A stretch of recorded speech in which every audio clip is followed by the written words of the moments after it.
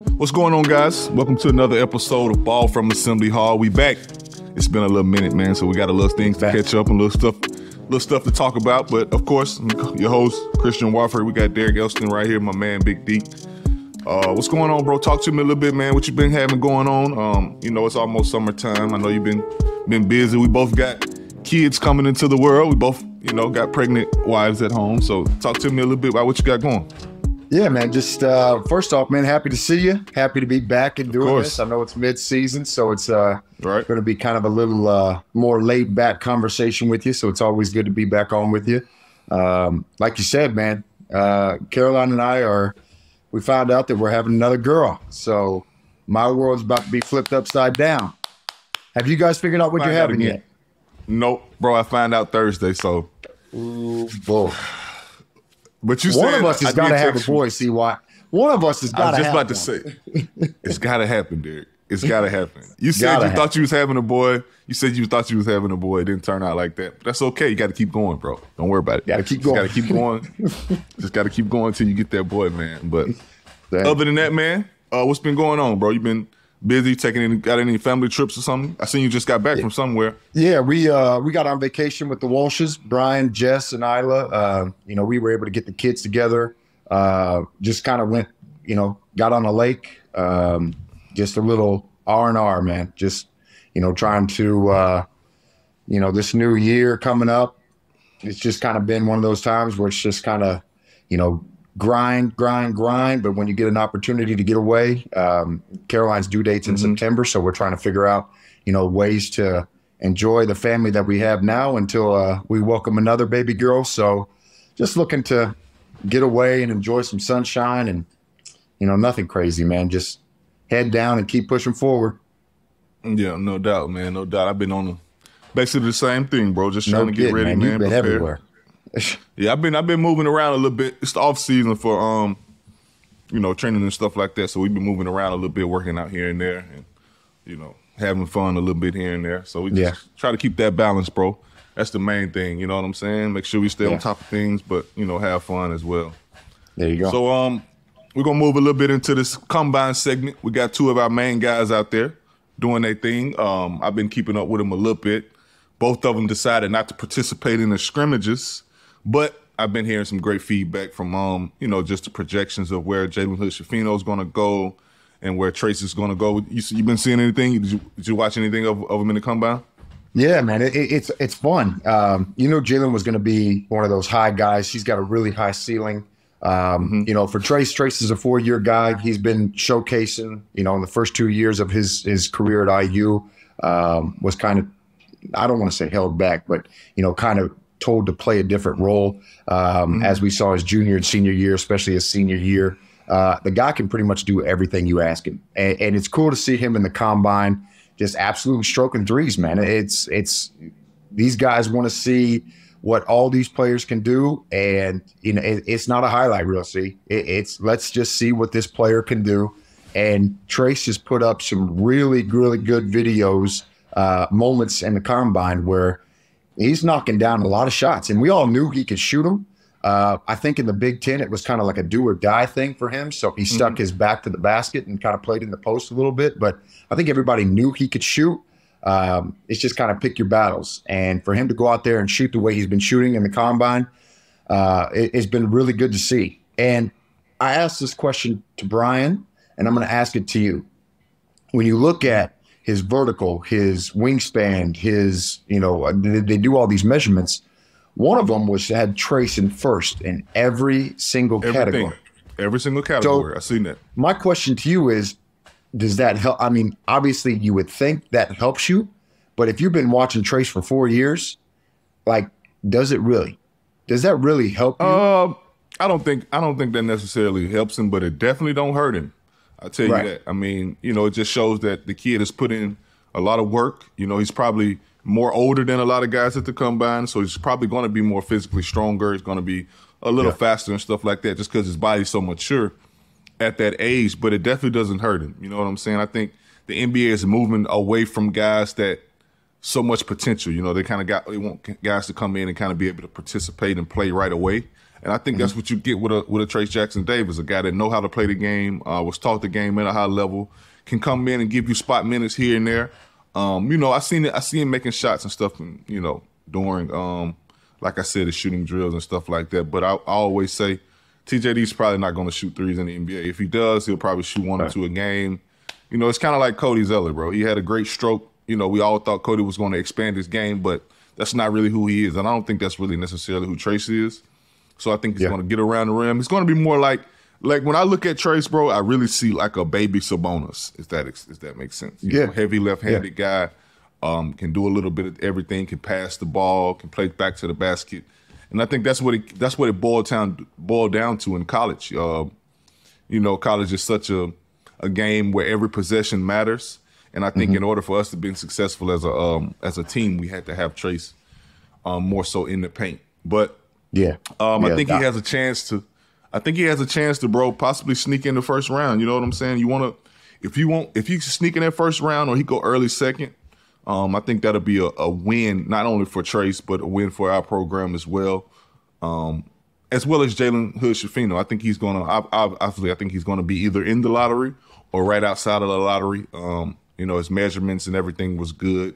So I'm looking forward to seeing it, bro, on June 22nd, where Jalen Hood-Schifino is going to end up for sure. Yeah, man. It's one thing about the combine that's really cool is us being away from the program. You don't know the certain things that you see when you see like combine stats and Jalen Hood-Schifino's wingspan. I mean, I had no idea. Huge. And I went on the court. I went down to Midnight Madness. My wife and we went down. And, I hung out with Trace. I hung around those guys. And I was actually on a shooting, we did like a little shooting performance thing. And I was on Jalen's team. And I didn't see it at the time. And I always look like, man, these guys, like, I don't know about you, but there's some times where I get a bug and I'm just like, man, I think I could go out there and still play. And then you get around like a Trace. You get around a race and you just see how big those guys really are. You don't really get to see it on TV. So to see Jalen's wingspan so big, how athletic he is. I just wanted to give a shout out to Cliff Marshall, man. Cliff Marshall, the thing about the combine, man, is these guys do this all the time. They run their three-quarter court sprints. Like they measure verticals throughout the entire season. We did it with Janae. No doubt. So these guys are absolutely ready to perform there.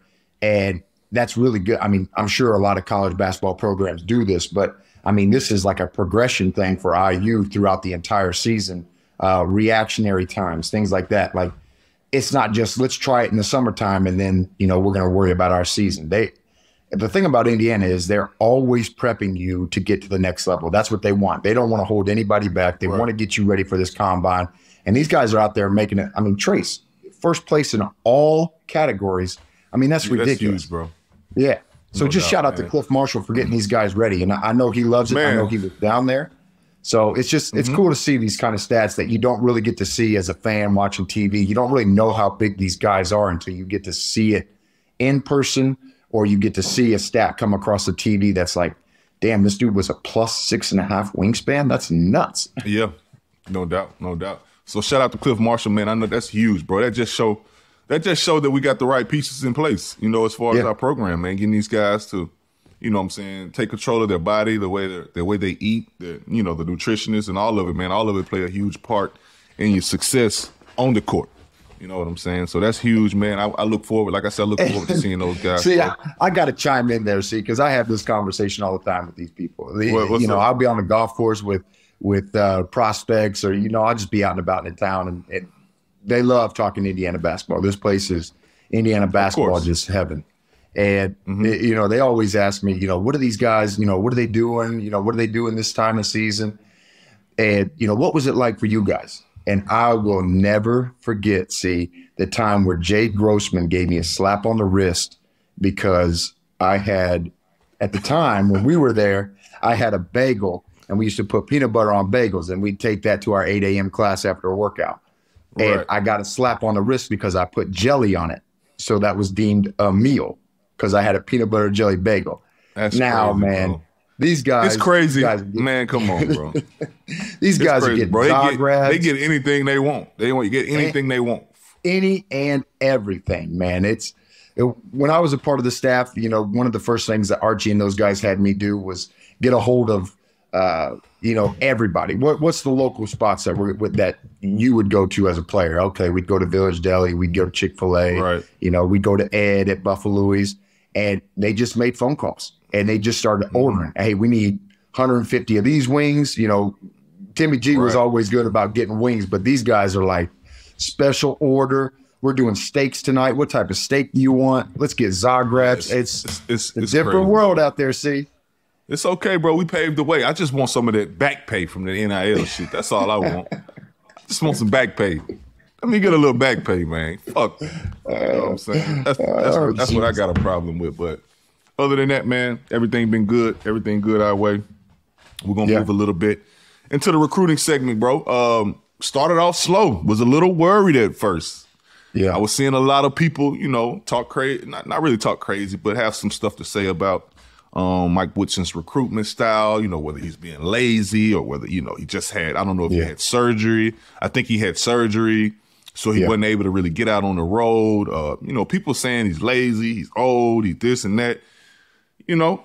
But now look at us, Derek. You know, it all goes back to what I said, bro. You know, I think it was a little controversial tweet that I said about when I said Jalen Hood-Schifino leaving would be the best thing for Indiana. Like, everybody was looking like, oh, you don't know what you're talking about. You know what I'm saying? I just know that we don't get those caliber players that we've gotten out of the portal without him leaving. And, you know, without Mike Woodson showing the progress of him being able to take a guy that was, you know, a late first-round pick to a lottery pick, or a person that wasn't on the draft board to being a late first-round pick, early second-round pick. And I think that's what I think kind of fans are starting to see a little bit, and I think that's what is helping Indiana with the recruitment and certain guys that we bringing in. So we're gonna talk a little bit about it. You know, like I said, we started off slow. I think the first guy we had was the guy from Ball State. What's his name, Derek? Great question. Peyton Sparks. I think he was a guy that started off and everybody was like, huh? What are we doing? You know what I'm saying? Like, kind of started off slow a little bit, but we've turned it up. We've turned it up a lot since then. Yeah, I think Sparks led the way. You know, a lot of people are on here. You know, again, you know, he's a MAC guy, see, and the MAC and the Big Ten, two different worlds. But one thing that I love about him, because I loved watching the MAC, Ball State. You know, we got a guy from IU. Holding it down over there at Ball State. So I watched those guys, you know, like we said, all during the season. I watched Kent State a lot. Ball State played Kent State at the end of the year and absolutely wiped the floor with them. What I like about this kid is he brings a ton of energy. Excuse me. He brings a ton of energy. He plays with a ton of passion. I think it means a lot for him. It's going to mean a lot for him on that jersey. Yeah, no doubt. Man, There's I no doubt. I heard about that. I heard he was a guy that was an Indiana kid, always dreamed of putting on a uniform. And you need those kind of guys on the program, bro, and just know what it means to. A lot of guys take playing at Indiana for granted, man. So you need those type of guys around a lot that just tell you, you know what I'm saying, just to show you how much of a privilege it is to wear this uniform and be a part of this Caesars University. And he's hungry. I mean, you can tell night in and night out, like he was one of those dudes, you know, a little bit like me. You know, you're not going to be out there and be a 25 a point, you know, guy. You're not going to. But every time you get in the game, every possession, you're just going to play your heart out and you're going to do what you got to do. And that's what I love about this kid. Again, you know, you're in the Big Ten now where you're going up against the Michigan States, the world that they've got monsters. I think Race did a really good job of combating, you know, maybe not being as athletic as some. Obviously, he worked on that and he blossomed his senior year, especially. So I think he needs a little work. But, you know, a lot of times in Trace's, you know, the beginning of Trace's career, you know, a lot of them was, you know, passion and energy. Why can't we get that out of him? And that's hard to do, honestly. It really is. Like, if a guy has played this way, I don't want to say lethargic, but just, you know, doesn't bring that energy. He gets a big dunk and he wants to yell, but it's kind of like an every possession type thing. That's hard to get out of guys. So the fact that he's going to come in with that, he's hungry. I think it's going to be big time for us. I don't know what he's going to do when he's on the floor, but But I think coming in with that passion. For sure. Yeah, he's gonna definitely be a piece, man. And I want to talk a little bit about just how different this IU team is gonna look, how different the culture is gonna be, how different the style of play is gonna be. I think we're getting more into what Coach Woodson wants, which is an athletic team, a big, long, rangy athletic team. I think early, just my predictions, I think early we're not going to be as successful as we want to be early, because I think it's just going to take some time to, we're going to be a young team. It's going to take some time for these guys to get going. Kind of like Michigan State did early in the season. You know what I'm saying? They struggled, but they were an athletic team. They were built a certain way, and they end up having more success in the tournament. You know what I'm saying? I think that's what we're building right now. We're not going to have a team where we can just throw the ball in the paint. I think that's good for Indiana basketball. We don't have to, on paper, we don't necessarily have the shooting we need. But as far as the athleticism, us being able to guard, us being able to play with force, us being able to, dominate the paint, I still think we're going to have those key components, and able to defend. I still think we're going to have those key components for us to win a lot of games in the Big Ten and going forward. The main guy we want to talk about is obviously the guy that was recruited, that was committed to Duke, Mackenzie Mbako, McDonald's All-American, I think the first one since 2016. Yeah. A talented guy, a shooter, can make a lot of shots. Obviously I talked to y'all a little bit. He said he has some stuff he got to work on. Just learning the game, learning how to play the game, his flexibility and stuff like that. But, has a chance to be a first-round lottery pick coming in, going to work on his fluidity a little bit, but can make shots, bro, can do a lot of different things. I think that's a different dynamic that we hadn't really had at Indiana. Yeah, and anytime it boils down to Duke, Kansas, and Indiana, and you come away with them, come on, man, you got to think there's something there. And it's going to be fun, right? Because at the end of the day, when it came down to Kansas and Indiana, and he chose Indiana, well, we play Kansas. So I think that's going to hold a lot of weight for him. We've got them, I believe, at home this year. I think so. So it's going to be fun to see that matchup. But, I mean, like you said, going back to what you originally said, man, I think Indiana really needed to get this guy. I know we had a couple kids that we lost to Tennessee that we were recruiting that thought, man, if we get these kids, we're going to have a great chance to really, really compete in the Big Ten. And like I said, we lost them to Tennessee. And, to your point, it kind of felt like everybody was falling off the Indiana rails again. And to pick up this big name, to see that it was down, I mean, kid committed to Duke, had a chance to go to Kansas and chose us. You got to imagine that there's something in there.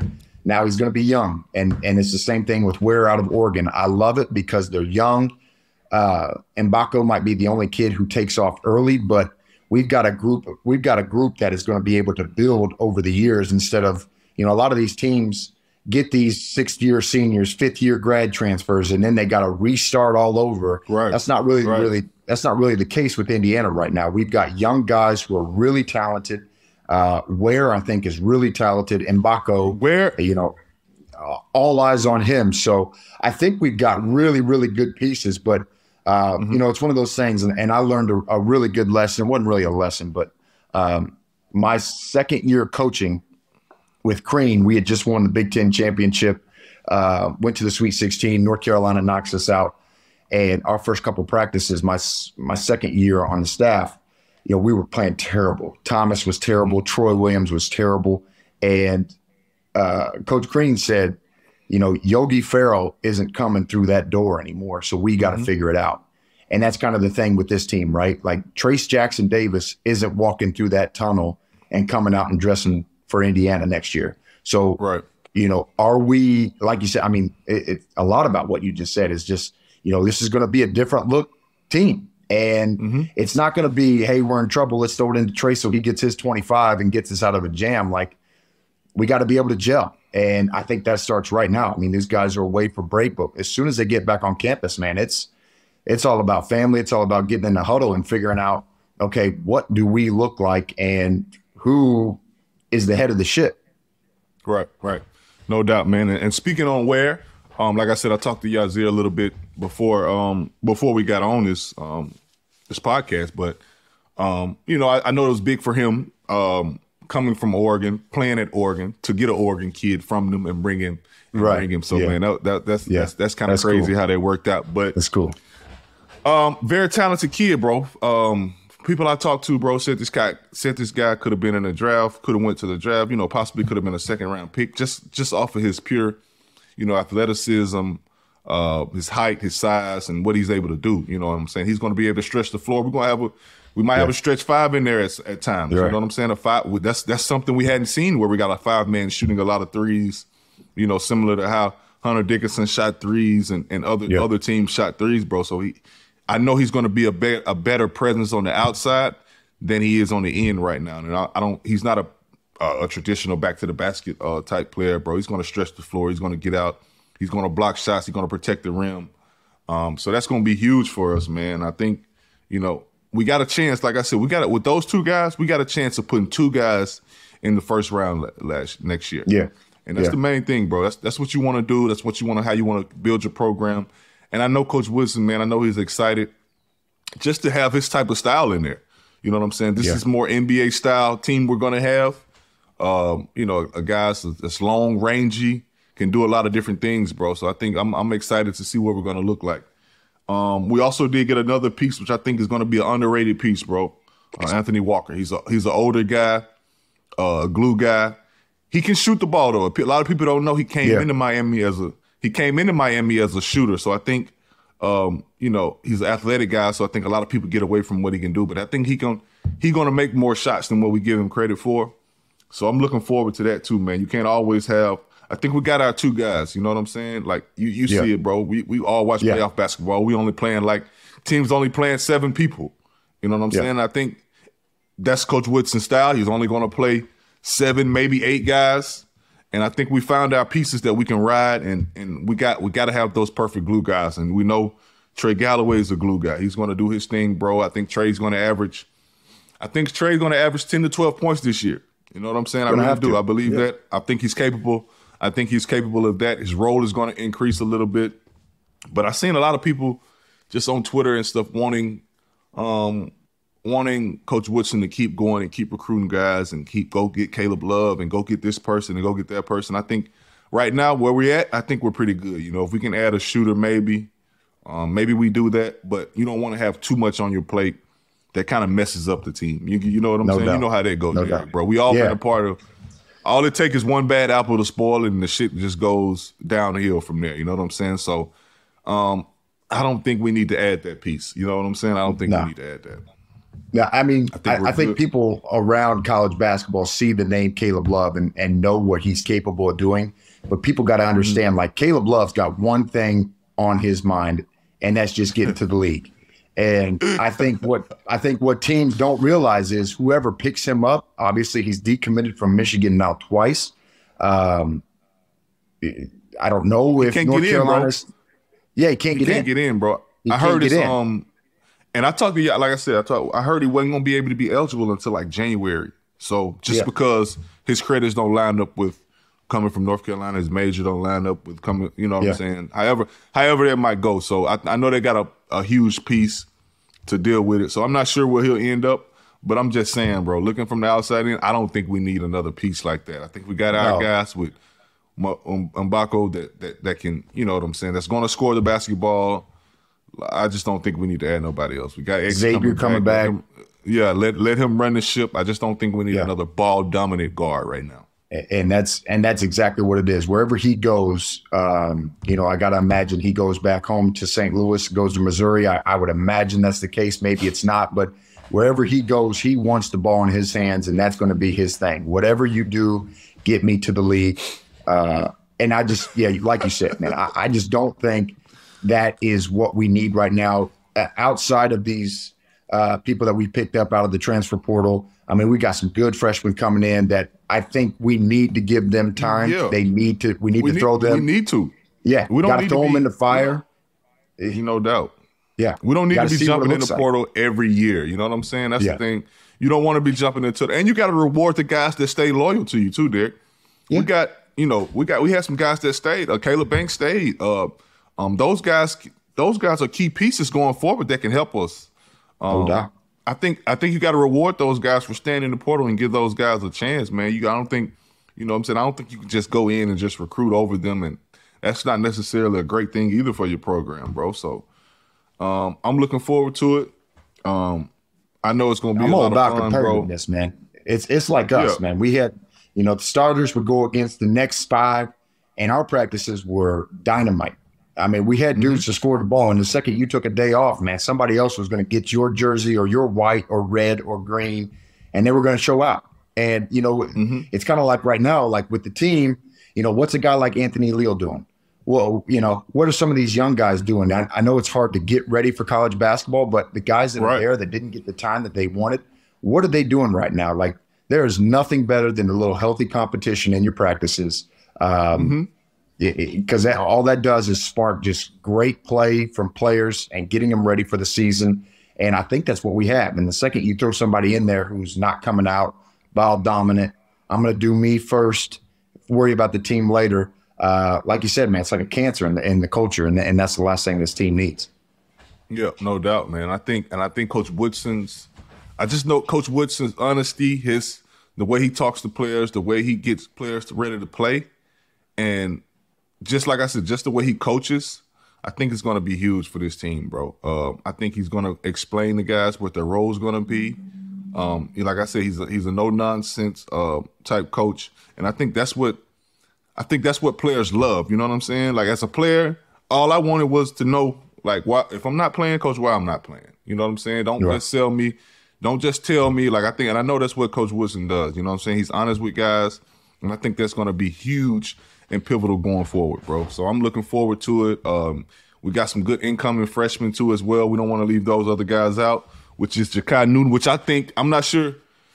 I think he's going to win us some games, bro. I've seen him play a little bit. He's a dog. He's a dog. From Georgia. He's a dog. You know what I'm saying? I think we need those type of guys. The main thing about him, bro, is we got to get him healthy. He's coming off a meniscus tear, where he wasn't able to really play much his senior season. But he's a dog, bro. I think he's going to be able to win us some games as long as we get healthy. You know what I'm saying? He's one of those. I heard he's one of those players that work too hard to where the coaches got to kind of jump in his way a little bit and save him from himself. You know what I'm saying? One of those type guys, man. So I'm looking forward to him playing as well.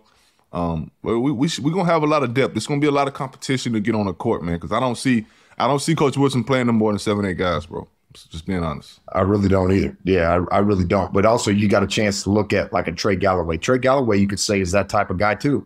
That dude is the last thing he's worried about is he's last thing he's worried about is his body. He's going to sacrifice everything he has to come up with a loose ball, to go after a ball that's going out of bounds. Like, that's what he loves to do. And I was just with him this past weekend, and nothing's changed. He's hungry as ever.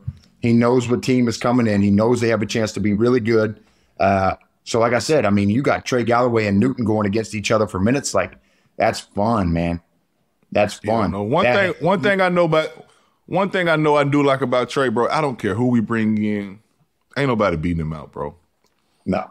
Nobody's beating Galloway out. He's not going to allow it, bro. It's just not. He's that type of guy. We need him on the court. Ain't nobody beating Trey Galloway out, bro. Not at this point. Not at this stage of his career. You know what I'm saying? I think he's gonna see a lot of improvement in this game as well, bro. Getting in the paint. He took on every challenge they asked him to do last year. Yeah. You know what I'm saying? From defensively to offensively, he guarded the best player. You got to reward that as a coach. You know what I'm saying? You have to reward that, bro. So I know he'll be in that lineup when it's time. I just don't see nobody beating him out. No. No, I'm just worried. The only thing that worries me is the bigs, man. We got to, like I said, man, Trace Jackson not being there. What's our big situation look like? Because you look around the Big Ten and, man, you got Michigan State's whole team pretty much coming back.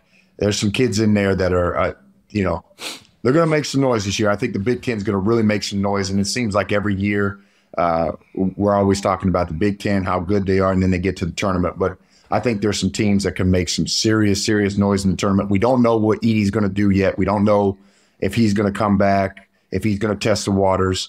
He's out there just destroying the combine, which everybody's talking about. Look at Zach Edey in this dunk drill. Like, what do you? I seen that. Come on, man. The guy gets on his tippy toes and dunks it. I don't care that he can dunk it. Nobody in the NBA cares that he can dunk it. Everybody knows he can dunk it. Nobody's looking for it. I just think that the Big Ten is going to be very, very stacked this year with some probably 2 or 3 teams that are absolutely dominant. And where do we stand? And I guess you won't know until we throw the ball up on tip-off. But like you said, man, even you describing them, man, it's a team that you can get excited about. There's a lot of really, really good pieces, a lot of young pieces, a lot of pieces that have a lot of hype.